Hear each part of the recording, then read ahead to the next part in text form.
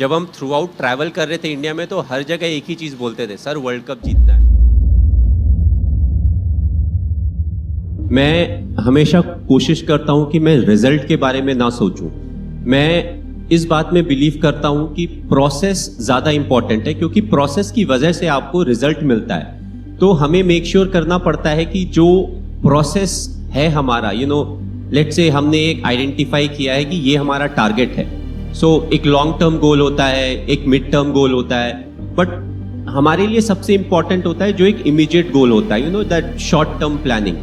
And हमने किस तरीके से प्लानिंग की है, हमने किस तरीके से उस प्लान को एग्जीक्यूट करने की कोशिश की है।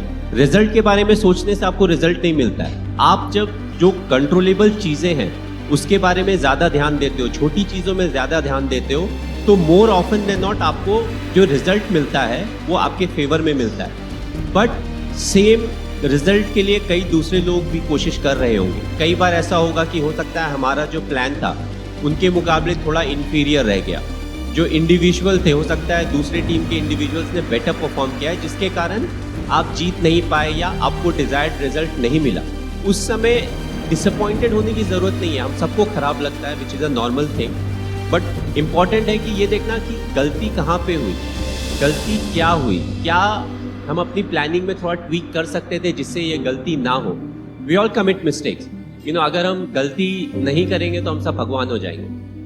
The thing is we have to be honest to our self. और साथ में चाहे आप एक सीनियर मैनेजमेंट लीडर हो या जूनियर हो, चाहे आप वर्कर हो, जो भी हो, अपनी रेस्पॉन्सिबिलिटी को एक्सेप्ट करना ज़रूरी है। और जब आपसे गलती हो तो खड़े होके बोलना, हाँ ये मेरे से गलती हुई है।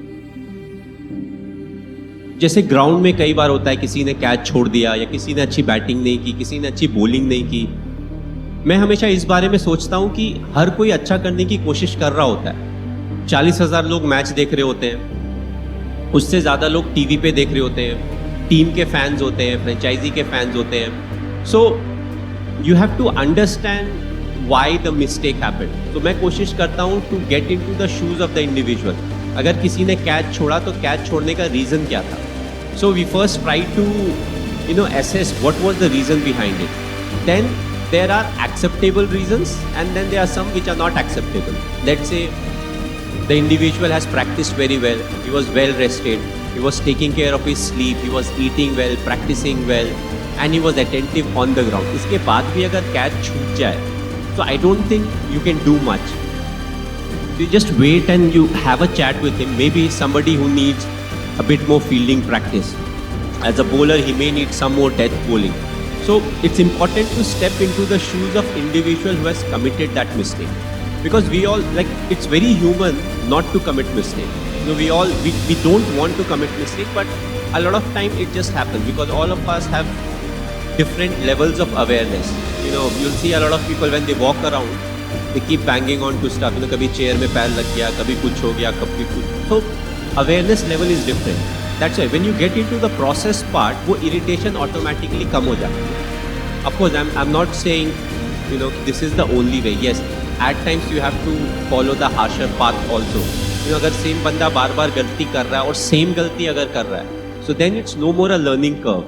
He's just not accepting the fact that he needs to pull his socks up and get going. So आप जब इन सारी चीज़ों को assess करते हो, so it helps you to actually not vent out on someone. But still I've seen leaders, still at some point of time वो burst होता ही है, क्योंकि it's like a sponge. You can absorb, but how much can you absorb? Unless you vent out, you can't have more space to absorb more. So it's a constant process, but thinking it in the right way always helps. और जहाँ तक world cup की बात है तो 2011 का जो world cup था, it was more of a sense of satisfaction. We were not worried अरे हम वर्ल्ड कप जीत गया, सेलिब्रेट करना है. क्योंकि जब हम थ्रू आउट ट्रैवल कर रहे थे इंडिया में तो हर जगह एक ही चीज़ बोलते थे, सर वर्ल्ड कप जीतना है. एंड जब कोई बंदा होटल में लॉन्ड्री के लिए आता था वो भी सेम सवाल पूछता था. जो खाना लेके रूम सर्विस आता था वो भी सेम सवाल पूछता था. हाउस कीपिंग वाले आते थे सेम. उसके बाद जब आप एयरपोर्ट में जाओ तो CISF वाले हैं, एयरपोर्ट के स्टाफ हैं, एयर हॉस्टेस हैं, पैसेंजर्स हैं, all of them would say the same thing, we have to win the world cup. It was more of a sense of satisfaction that okay, job done, now it's over, you know, there's no more pressure, let's keep moving forward. And you know, we always had a lot of fun, but at the same time it was more sense of satisfaction than anything. Being a wicket keeper, it always helped because you are like the informal vice captain of the team, क्योंकि आप match के बहुत करीब हो रहे होते हो तो आपको पता होता है बैट्समैन कैसी बैटिंग कर रहा है, बॉलर कैसी बॉलिंग कर रहा है, विकेट अगर फास्ट है तो फील्डिंग का जो फील्डर की पोजीशन है उसका क्या एंगल होना चाहिए. So those are the things. It's an added responsibility on me. That's why, you know, I keep telling the individual, चाहे बैट्समैन हो, चाहे बॉलर हो या कैप्टन हो, कि मुझे ऐसा लगता है पीछे से, you know, this is what we should do as of now, but finally the call is always with the captain.